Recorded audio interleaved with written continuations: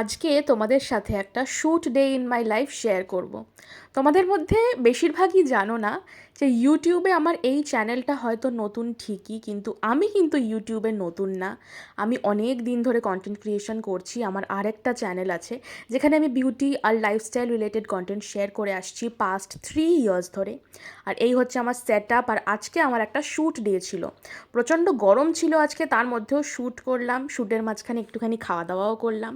আর shoot করার জন্য যা মাত্রায় জিনিসপত্র রোজ আমাকে নামাতে হয়, আর তারপর যে মেসটা হয় আর সেটাকে যখন আবার গোছাতে হয়, এটাতে অনেকটা খাটনি চলে যায়।